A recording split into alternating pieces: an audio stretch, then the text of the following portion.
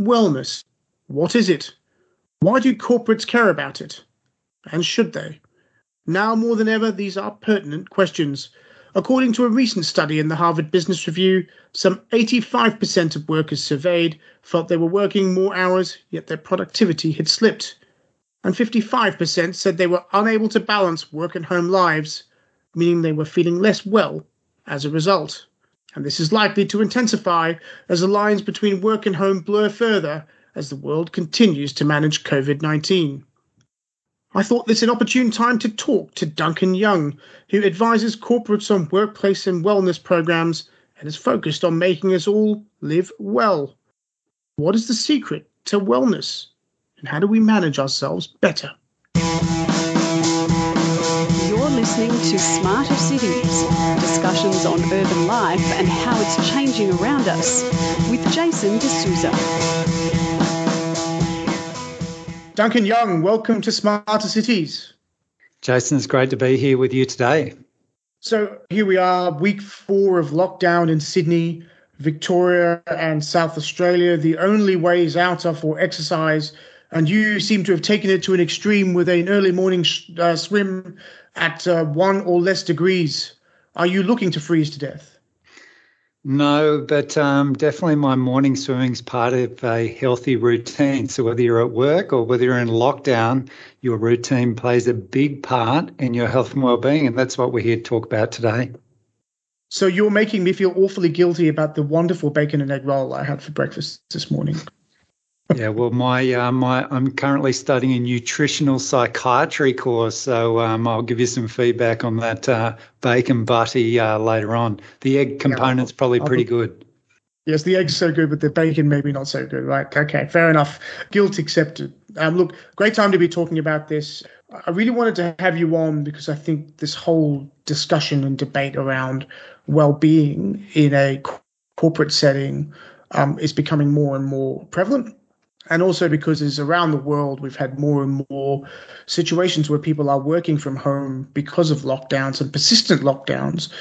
Now with the Delta variant, it seems that some form of hybrid work from home and work at office or work in some way or the other is going to be more of a permanent thing than it is not. And we've had plenty of people on this podcast. Most recently, Selena Short came on to have a chat about what the workplace might look like at a time when we weren't locked down and we were more positive about what we were going to be doing to open up our economy. So I think there's so much here that we need to get into, and I couldn't think of a better person to have on. But before we get into it, I'm really keen about how you got into this wellness thing, right? You've been at Lend-Lease quite some time. You've always been the guy who's been encouraging us to be better, to be weller, if that's a word. I do often jest. I remember I once introduced you at a conference where I teased you as being the man who killed the chocolate biscuit. But I understand, by the way, the chocolate biscuits are coming back. So I don't know if you had an impact there, Duncan. But all of that aside, how did you get into this wellness thing? Okay, so it's a very commonly asked question how I got into wellness because I've had a couple of career changes where there wasn't the opportunity to do it. So I joined Lend-Lease in 1994, so I'm coming up for my 27th year at Lend-Lease. Traditional background, site engineer, project manager, development manager. I built an environmental house called a passive solar home, and it won the environmental award. And it started me thinking about what I could do sort of beyond the everyday development management type role. At the same time, the tsunami happened and I seconded into a UN team in Sri Lanka in a recovery effort, which gave me a unique grasp on how important your environment and your home becomes over time. And also with a civil war going on, there's a lot to take in Sri Lanka. So when I came back to Australia, there's a thing called sustainability. So because I've had worm farms and using eco cleaners and passive solar homes, a couple of Lend-Lease executives suggested that I might move into the sustainability field. And initially that was really about energy, water and waste, reducing our impact. But it's become so much more sophisticated since then. I spent 6 years in London as the head of sustainability for the Lend-Lease Retail Europe division. What that period taught me was that it's not really the science, but it's the actual being an enabler. So it's taking the evidence and explaining it to others so they could change their lives. So we started looking at sustainable human capital. So that's what we call health and wellbeing today. So when I came back to Australia in 2013, we started looking at how we can help people live the best version of themselves. So this isn't just about being less sick, it's about being more well and really about flourishing. And 6 years later, we've developed quite a comprehensive program at Lend-Lease about this. Many of these things I'm going to talk to you about today are both my personal views that don't represent the employer and, of course, what Lend-Lease does as well. So just a caveat there for you, Jace. I have a similar caveat. This is a podcast about urban life and how it's improving things. It's not necessarily a podcast about anything corporate-wise, but nonetheless, it's an important thing because I think, we both work for a leading company in Australia. A lot of the things that we sort of subscribe to and talk about regularly are things now that have sort of been industry leading. So, sustainability is a good example of that. This firm really has pushed that very far in terms of making buildings more sustainable. I referred earlier to Selena Short. One of the things she talked about was the emissions from buildings. The fact that, buildings are large emitters of carbon. And if we're moving to a net zero environment, we're going to be better in the property sector about that. So it's, I think it's a really interesting time. Why I wanted to have you on partially is because we've talked a lot about how we perform in terms of energy, how we about place. We talked a lot about that. We talked a lot about technology, which is something I keep coming back to a lot, and how it's going to improve the way we live, work, and play. We talked a bit about whether technology is a bad thing. Are robots going to replace us all? Are we not? Is there some element of a sci-fi movie coming our way for the world? And all of this was pre-pandemic. And I think one of the things that has become clearer to me, particularly being at home right now with 2 school-age children, and having substantially more respect, I think, than I already had a high level of respect for primary school teachers. But I definitely have even more respect now, given I'm trying to pull my 2 clowns through school, is the impact of wellness and the differentiation between work and home blending together. So one of the things you've championed is this mindfulness element that I've heard you talk about a few times. And I'm just curious, before we get into wellness generally, what that actually means in terms of preparing your day. So one of the things you mentioned was you go for a swim, you shock your body at very low temperatures. And I say that in jest. I mean, obviously it's very good for you.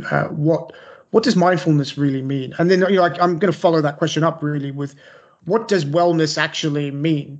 I mean, there's degrees of it, right? What does it actually mean? Let's start with a mindfulness question. So mindfulness in its purest sense is really about being present. So you can be present doing a number of things. It could be diaphragmatic breathing. You could be present when you're talking to someone. You could be present when you're reading a book. And so much of our world, we are multitasking.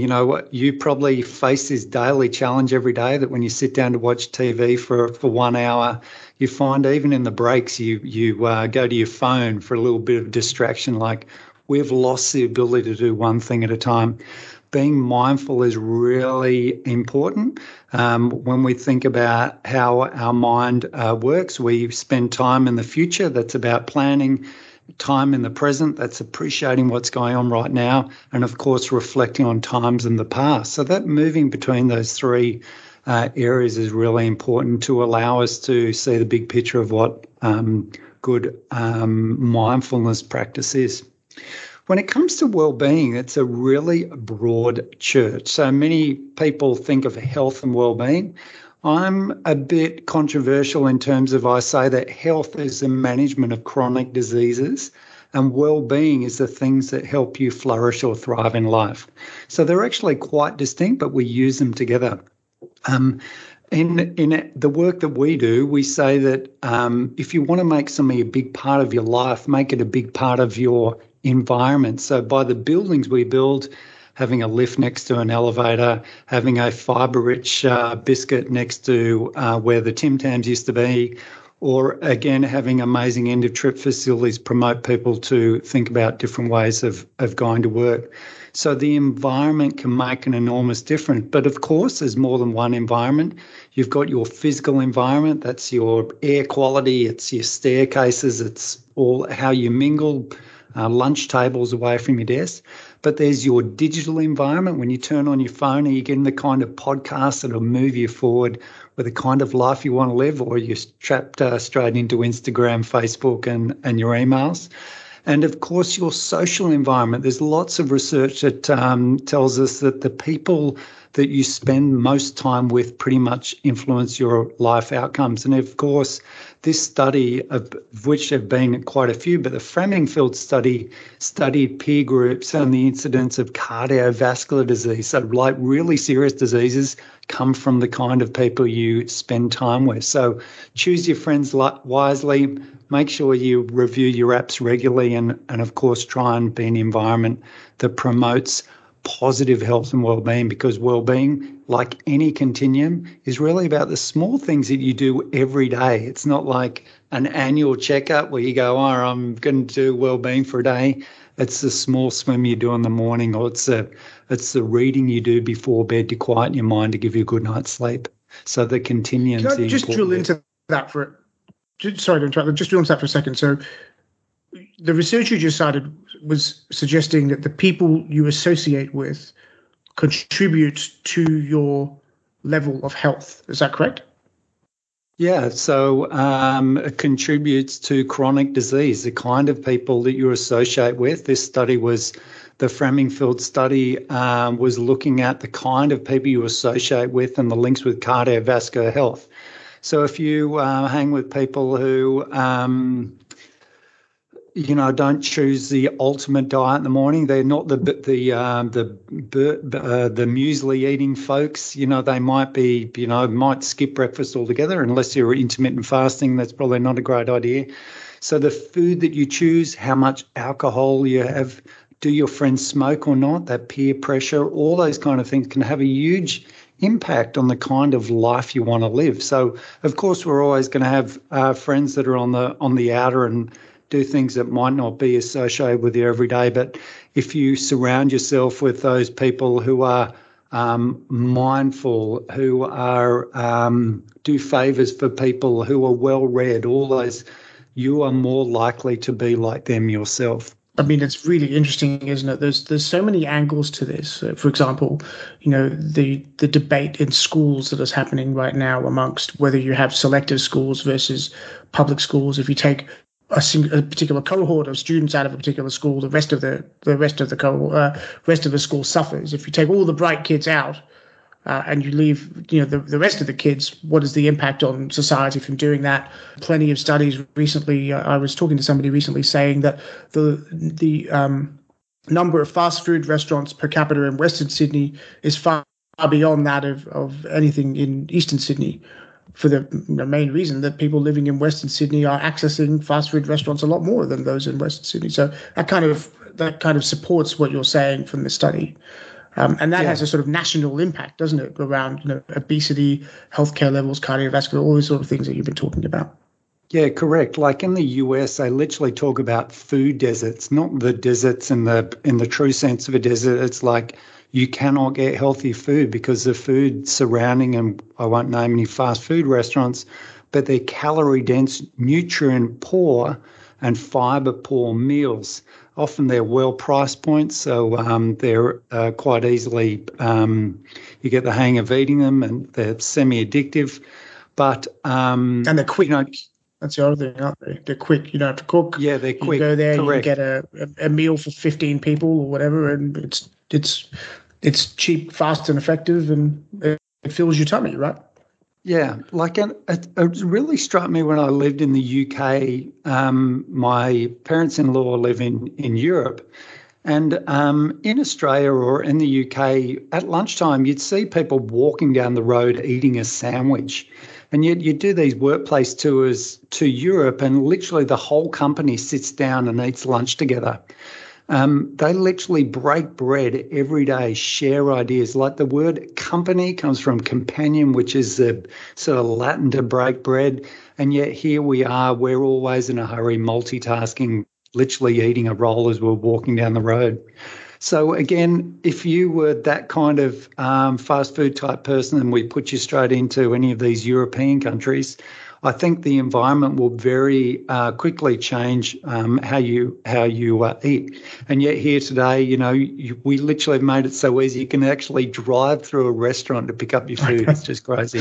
It's true. While we've been talking, I've just quickly multitasked. So the Framingham risk score looked at age, sex, that's male or female, cholesterol, blood pressure, and also whether the patient was treated for his or her hypertension, diabetes, and smoking. It estimated a 10-year risk for coronary heart disease. So that was the main original study I referred to, which shows how important that environment is. And, the thing that you just said that really struck a chord with me is, we're having a great debate at the moment about whether you can work from home forever versus going back to the office. And in the alpha variant period, when we had the first lockdown here in New South Wales, actually globally, there was certainly a lot of conversation led largely by tech companies saying, we've told all our staff to go home.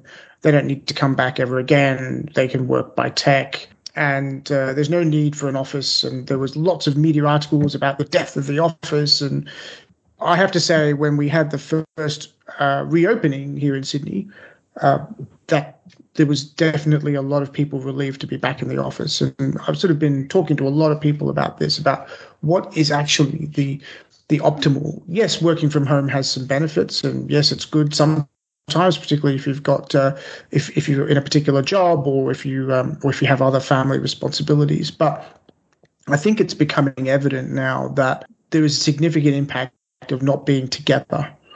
And it's funny, I was listening to this talk the other day by a lady named Margaret Heffernan, who was talking a lot about team building and team effectiveness. And she was talking about the fact that, things that we've heard before, you need multiple skills in a team. If you fill a team full of superstars, they generally perform less well than if you have people from different backgrounds, than if you have you have a different mix of genders. If it's all male, it's unlikely to perform as well. But one of the things she said that really struck a chord was that teams perform better when they're together, they eat together, they socialize together, and they get in sync with each other. Something Ray Dalio talks a lot about, is getting in sync with one another. And I just wonder now in this lockdown environment that the world is now coping with how that's going to go, because increasingly, if you're somebody who likes to work in teams and collaborate and work together to create things, and particularly for people like us who do that on a very large scale with development thinking, with capital management, with all that sort of stuff, how we're going to transition from that need to be together with one another to maybe being on technology a bit more. Do you have some thoughts on this? Look, I do from a number of angles. So I'm going to start with the first one. It turns out that when you work less hours, you're more productive. So this is the work of Andrew Barnes and the 4-day working week movement. It's probably played out a bit by the northern countries, Denmark, Sweden, Finland, and then France, Germany. They actually work less hours and generate more. So I think, we're Australia, we're increasingly working longer hours, whereas the smart money seems to be working less. Now, Andrew Barnes quite controversial in terms of he pays people 5 days, but you only work 4. But when you work in the office, there's no social media, so you don't use your personal devices, no meeting longer than half an hour long. They have all these things. So, if we want to be better at something, I think we all need to change. I certainly don't want to return to an office environment where we watch people running down the corridor staring at their phones because they're late for a meeting. That offers no value to me as a creative. In fact, you can probably see in my environment, I've got a podcasting mic. I spoke to as many people last year, about 4,500 people, as I did when I was doing face-to-face work. And some days I can be in Japan in the morning and Milan in the afternoon. I can tell you that in the real world, physically impossible. So obviously you can't do everything online, but you can think more deeply about your meaningful connections. So you might need to work harder at it.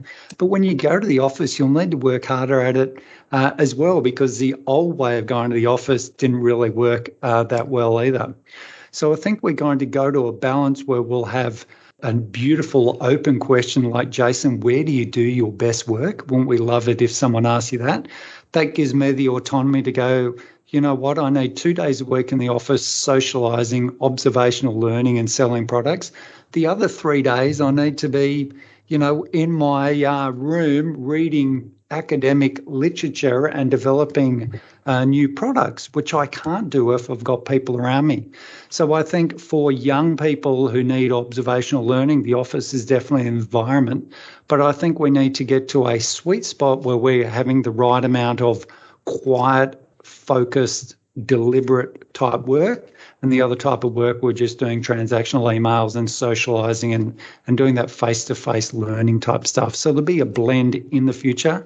And obviously the way we're learning is different these days. So, you know, we're doing a lot of our learning online. We know that the short courses from places like Harvard are actually bigger than the whole Harvard alumni in a year, that short courses actually outsell the main products of these universities because people want to learn in bursts. Like this week, I'm studying a nutritional psychiatry course, which we can touch on how food is linked with your mental health. But that's a short course I'm doing 3 weeks, about 4 to 5 hours per week, and it gives me a micro credit again to move on to a new type of learning that I might want to do next month. But I couldn't physically do that in the office. I'm certainly not denying that the technology has a great advantage. Like you know, I used to travel a fair bit before the pandemic, before we moved from what was rather intermittent video conferencing to regular video conferencing and doing more and more like this. I just wonder, though, particularly when you're doing business-to-business type arrangements where you're trying to come up with something new, I think my experience has been you can use the technology if you know the people well that you're dealing with. You and I have worked together for a number of years. I know you quite well. You know, we can get together and do this. You know, I just wonder whether if you're trying to create something new, I still think you have to meet each other. You still have to break bread with each other. You still have to kind of go through a process of trust because, you know, at the end of the day, it's not just about what the numbers look like. You have to trust that those numbers are real. You have to trust that the outcome is real. You have to trust that the people you're doing business with are real. Are they? Is this going to be an actual productive partnership? And so I think the technology has a great role to play there, but there still has to be a person-to-person interface or interaction. Agree? Yeah, Disagree? look, I'm sitting on the fence on this one because so many of the things we do, we take third-party endorsement as gold. You know, if I want a new service, I type it into the computer and basically a Google search will tell me, and I look at have people recommended this hotel, so we're looking at that. I never need to go to each hotel before I actually book to stay there. And I think, you know, there is definitely a part to play in face-to-face, but we've got to be able to work with people globally. And I think technology gives us that second lens. So, of course, face-to-face is great, but it's not always possible.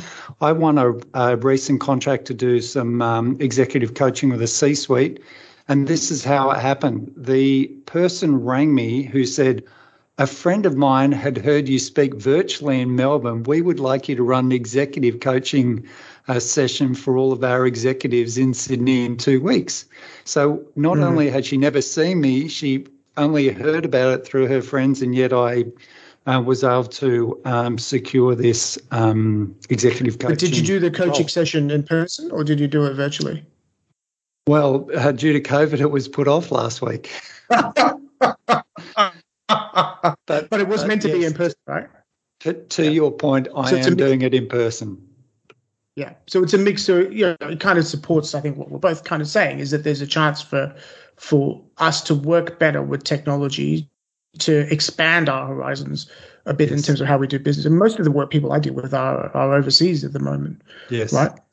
So, without this, it would have been very, very difficult, I think. Without us moving online like this, would be very, very difficult.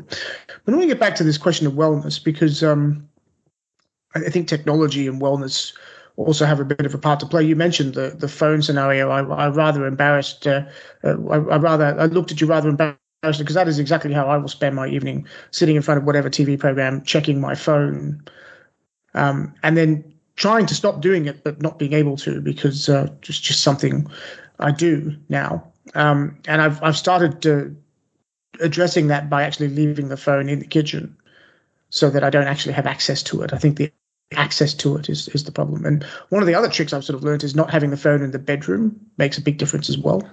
You don't look at it first thing, right? It's not there when you wake up. It's not your alarm. I have an old school alarm now. So things like this to try and get away from my phone are important. But let's go back to wellness. So we talked a little bit about the difference between health, which you talked about in terms of chronic illness or chronic, and wellness, which is well-being, both in mind and body. So I'm going to ask a sort of, I guess, try and be a bit provocative and say, well, why should corporates care about this? I mean, isn't this an individual responsibility? Isn't it my responsibility for me to be well and to manage my healthcare responsibility? Why is it my employer's responsibility?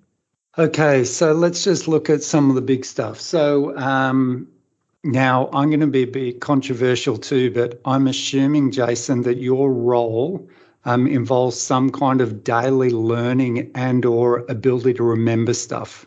True? True. Okay. So let's say, for example, you go to sleep each night. You should be getting 8 hours sleep, 7 to 9 hours sleep.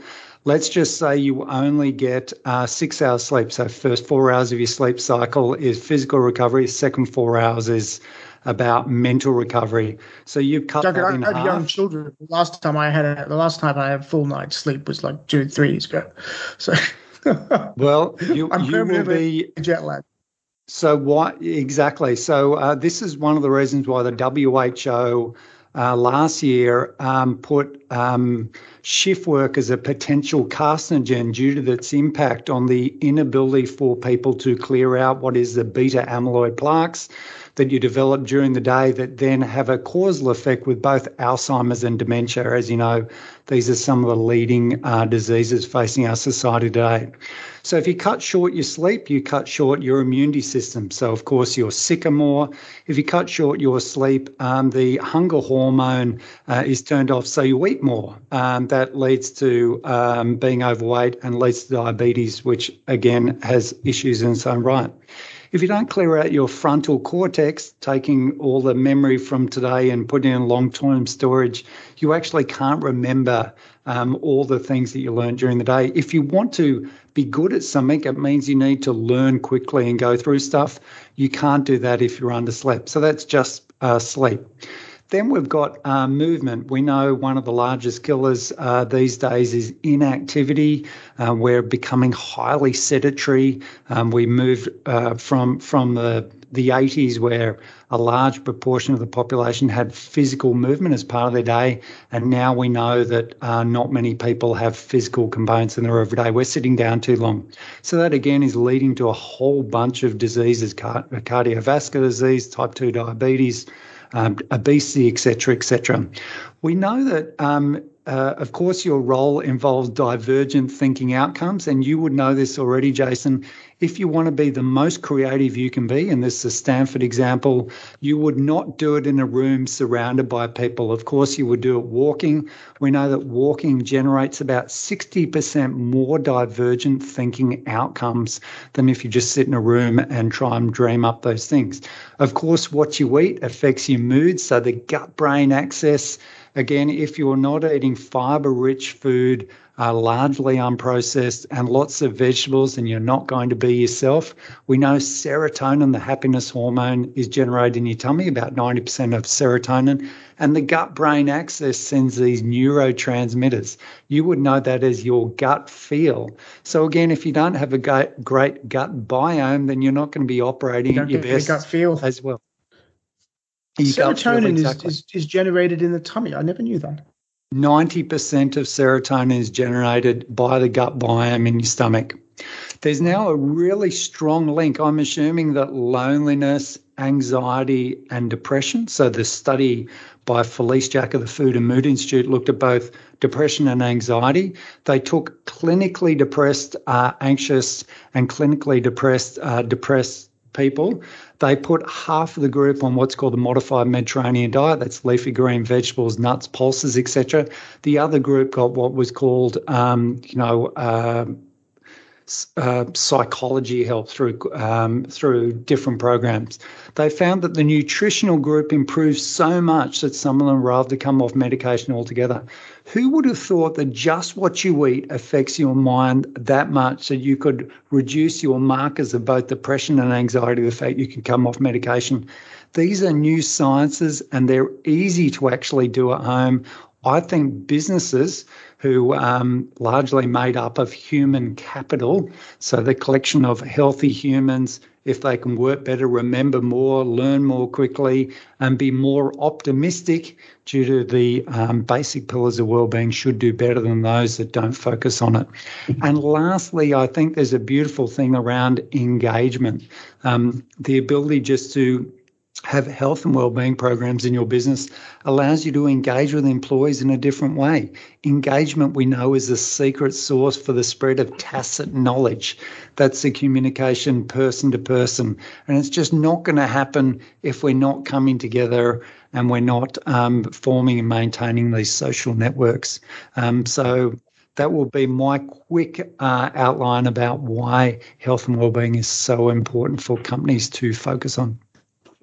So compelling, I get it, but I'm going to play devil's advocate again, right? Okay. And say, well, if it's the case then that how you manage yourself, how you manage your body in terms of what you eat and movement and all the things you just went through makes you more effective, then surely as an individual, you would seek to do that in order to make yourself the best at work, which would then make you more attractive to the workplace employer, in which case more employers would employ only healthy people. So wouldn't it just be a self-selection exercise then? Wouldn't it be the case that employers only choose people who do ascribe to all the things you just talked about? Then there's no need for the corporate to invest in them? Well, your environment plays a big role. So do you have job control? So that's called autonomy. Are you able to job craft your type of role? Are you able to select the people you work with to get ultimate social connection? All these things come into play. What kind of hours you work. So your employee could set your hours, and with a commute, you might not get in your 8 hours sleep. So I don't think employers can just self-select and ask people to wholly look after their own health and wellbeing, even though I do believe you can make many individual or lifestyle choices is what they talk, can actually help with your health and wellbeing. But of course, companies need to set up the environment for people to thrive. And I believe that companies that do that will attract the right people. So that's really important, to offer the kind of programs, the kind of environments where people thrive, so those people can come in and actually flourish even further. So that's a great segue then into looking at how the property industry then plays a role in the health and well-being of people that use built form and assets. And that was a great response to my devil's advocate position, by the way. I do tend to agree. I do think that corporates do have a large role here, because at the end of the day, I think there's several studies that have now found that more and more people are finding that they're working more hours and they're being less productive. That is a workplace problem. And my wife sent me a report recently, the PwC Future of Work report, that focused exactly on this particular thing. I read a Harvard Business Review article that was talking about this as well, that people are feeling less and less productive. So surely then the workplace and the environment that you work in is going to play a role. And to our earlier point, if we are actually going to get people back into the office and working together, then there must be an environmental benefit to them doing so. And it must be about more around your own well-being being improved so you can be more productive rather than what you were describing earlier. So to that point then, You work as part of our investment management team, and part of our investment team job is to basically provide excellent product. What are investors saying about the types of buildings that they want to buy, and what are they looking for in terms of health and well-being programs for staff? So I can't tell you, or I can't speak with any authority about what investors want to buy, but I can't imagine anyone that says, "Oh no, that building looks way too healthy. Our people will be productive as a result. No thanks, I'll take the cheaper option." So it's logical. This stuff's pretty straightforward. If you walk into an area and it smells musty, the like a gym or something like that, the ventilation is inadequate. If you walk into where do you do your best thinking? It's where there's natural daylight, where there's fresh air, natural materials, a view, allowing all these different things. So your environment is one thing, and then there's teaching people or guiding people, I should say, along their own wellness continuum. I work internally at Lend-Lease, but also sell our behavioural programs, I suppose, to other people. So a lot of multinational companies buy a program that I run called Build Your Ideal Day. It's based on positive psychology. And as you probably know, positive psychology was initially based around looking at the things that work well in life. Before 1999 and Martin Seligman, lots of psychology only looked at what didn't work and what the causes were. So when we talk to people, we run this program. To put it into context, the last 4 years I've spoken to an audience of around 20,000 people. We've had about 2,000 through a program called Build Your Ideal Day, of which I have a brochure here somewhere, but I can't find it. And we ask these 4 simple questions. We ask you about discovering the best of the past, dream what's possible, deploy what might be, and do tomorrow. So this is a 4D approach. We don't start by saying, what aren't you doing well and how can we improve? We say, tell me about a time when you were flourishing, that everything in your life was going well. What were the small things you were doing? We capture that. We then say, how might we fit more of that into your everyday? What might you do tomorrow? And then, how can you report back? This learning loop is really important for everything. We talk about an action, an adjustment, and then an assessment. So this active learning loop's really important. If you want to be a better swimmer, if you want to be better at work, if you want to do anything. And wellbeing's a bit the same. You just got to try small elements, and then over time you improve as a result. Wellbeing is about the small things you do every day, and it's not about giving people more information. It's guiding them about their changing their habits to live a better life. We know that about 40% of all of your daily actions are habits. You spoke earlier about using your phone first thing in the morning. It's just a habit to pick up your phone. But if you had it in the charging cupboard outside of the bedroom, maybe you go to the toilet and brush your teeth before you picked up the phone. This is obviously a challenge for many people, and there are horrific statistics about people who check their phone even before going to the loo in the morning. So pretty amazing stuff.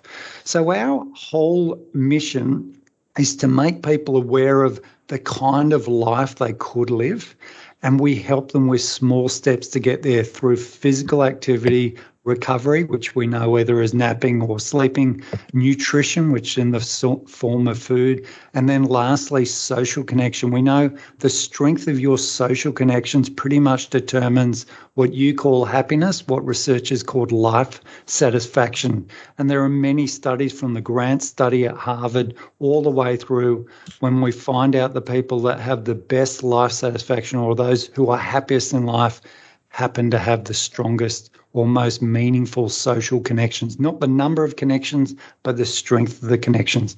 So these 4 elements really make up our programs. And because we've got in a nice package between awareness, building curiosity, and then of embedding lasting habit change, these programs and another program I've got called Build Your Ideal Day 30-Day Challenge allow people to move at their own speed and try the things that work for them. So I think guiding people in that process and being an enabler of helping people live healthy lives is a great thing to be able to offer, and it's high in demand. Lots of people, especially during COVID, are reaching out to seek those kind of programs. Well, I'm not surprised to hear that during COVID. They're doing how does it work? Do you do it through some form of technology platform? Do you do it through a series of videos? How does it work?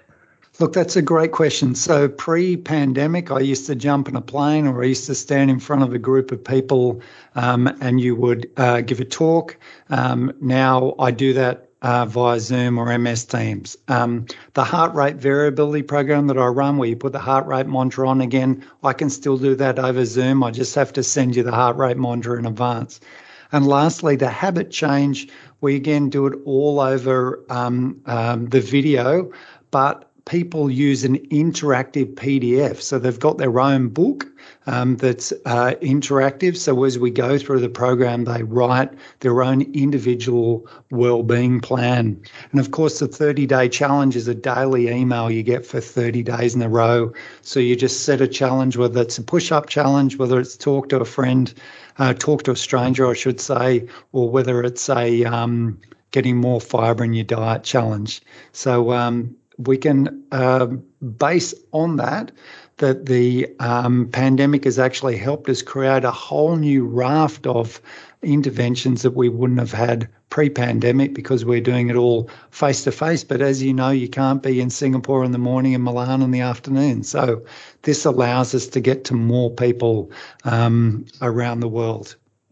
And are you finding that corporates are choosing to buy these products now for their staff as part of their COVID plan, or were they doing this already?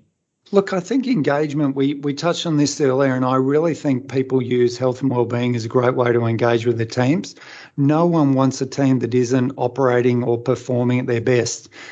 So I think that it is a response to COVID, so it's probably elevated, but I haven't seen any reduction. So pre-COVID, I was still doing the same amount of interventions that I do now in COVID, but I think there's an extra element to it that we've got all this additional information or daily small nudges every day that has really come into the fore in COVID in a way to keep in contact with people as they go through their everyday, and often alone. Like you mentioned earlier, you've got a family in the house. I am here with my wife in our house, but many people live alone. About 25% of Australians live alone. So being able to reach out to them with a lunch and learn or a daily email challenge actually goes a long way to just staying gently connected with people as they live through their own COVID experience.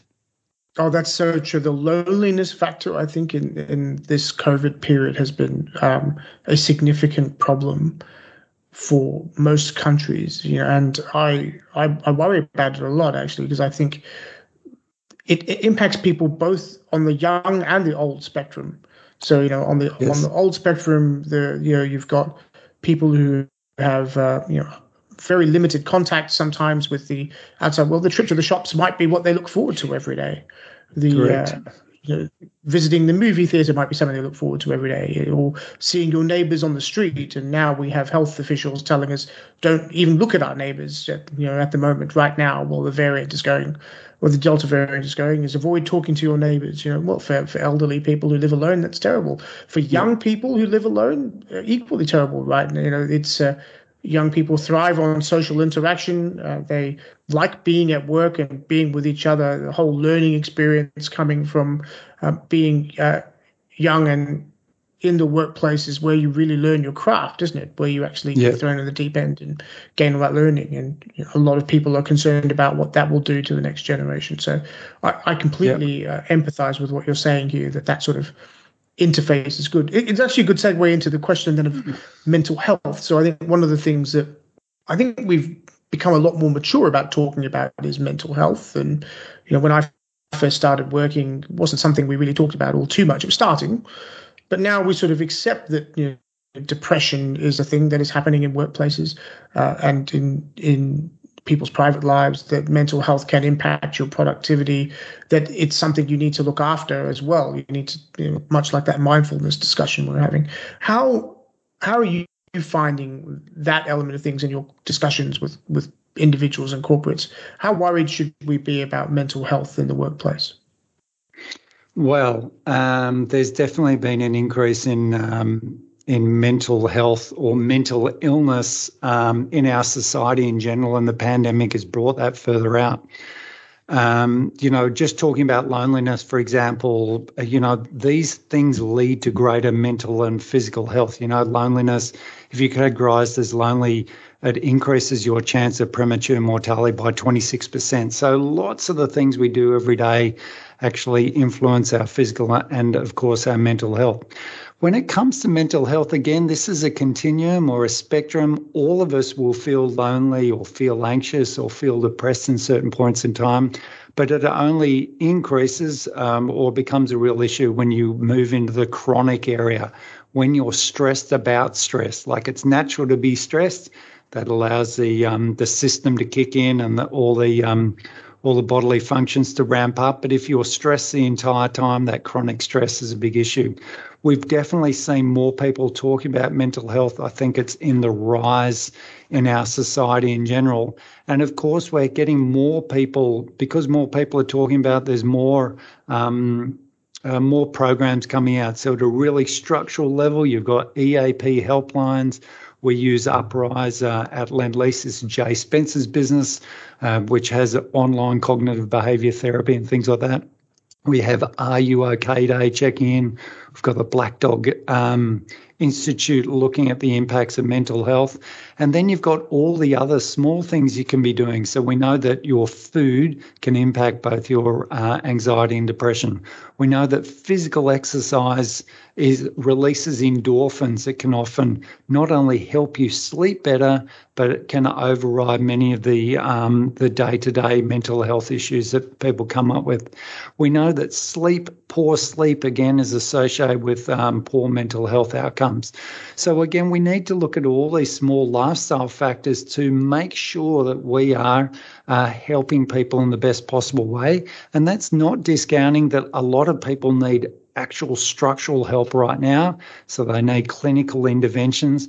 But for many people, we can also adjust their lifestyle or their modified lifestyle factors to either reduce the incidence of mental health or prevent them entirely.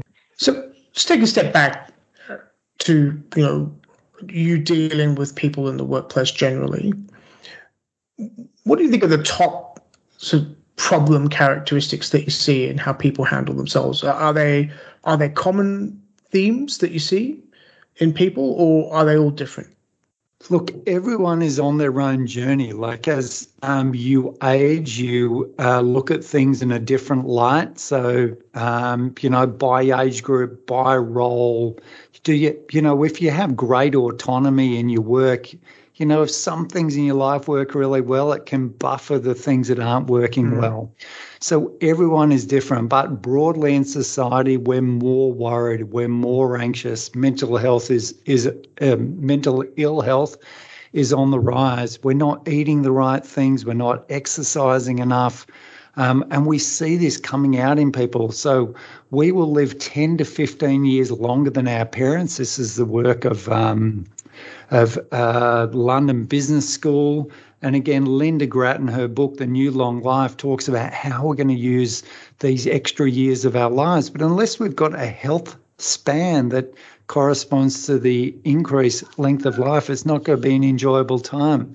So I think they have to really be quality years, right? They have to be quality years. Yeah, we're chasing quality years, exactly. So overall, I think small things can make an enormous difference. This is the work of David Brailsford and the theory of marginal gains. So I truly believe that focus on things that you want to improve in your life, lower the activation or make them frictionless, and then just start with one thing. Now, that's not discounting that some people have clinical issues that need to be resolved, but for many of us, we can improve our physical, our mental, and our social health by just improving our lifestyle factors. You know, when you walk along, when you're standing in the latte queue, ordering your latte, don't stare at your phone. Just make eye contact or acknowledge the people waiting in the queue with you. If you're going to eat your high fiber breakfast, maybe just sit down and eat it instead of bolting it. Maybe eat mindfully. There are so many opportunities for us to improve small parts of our everyday that can make an enormous difference. And I would suggest people just start with one, and when they've nailed that, they move on to the next one. Because, of course, as I said before, habits, 40% of our daily actions are habits, and lots of us have bad habits. We want to turn them into good ones. Well, that's an incredibly, attractive proposition, Duncan. We're going to have to end soon, and it's been such an important conversation. Because I think, particularly now when people are worried about being locked down at home, we don't know when this Delta variant is really going to settle down globally, not just here at the moment. I think a lot of these issues are really important, and it's perhaps an opportunity to change some habits. So I want to leave the last word really to you here, which is, if there were 3 things you'd recommend somebody should do to get more mindful, to get their health back on, to deal with themselves in a better way, what would they be? You've just met them, and they've said, Duncan, what are 3 things I should do? Look, I think we need to talk about mindset. So during periods of large change, there's a thing called post-traumatic growth, which actually is equally as common as post-traumatic stress. So we need to change our mindset. So good things can happen with change. Forced change can make good things. I want you to think differently about stress. Don't worry about the things you can't control. Worry about the things you can control, your attitude, your actions, and of course, the mindset plays a big part of that. I want you to move regularly. You don't need to swim with me every morning. You do need to move during the day. We know the works from the Charles Perkins Centre saying as little as 30-second bursts can make a big difference. So that's walking up the staircase, taking the dog for a walk, walking at lunch. So recreate your commute. So instead of just going from the bedroom to your desk, I want you to walk as you would to going at the ferry and walk back. I want you to think about what you eat. Increase fiber, that increases your microbiome. The gut-brain axis is going to make an enormous thing. And lastly, I've focused on recovery. We all need to think about how we recover and how we sleep every day. So focusing on sleep or that level of recovery is super, super important. You can't do it all at once. Just choose one thing you want to be better at, make it super small and try it right now. And then, of course, check in with a friend, those meaningful conversations that we spoke about previously. We want to make sure that you are socially connected. That doesn't mean in the flesh. That could be meaningful conversations over the phone or via Skype, as we're talking today, versus a simple text is really, really important.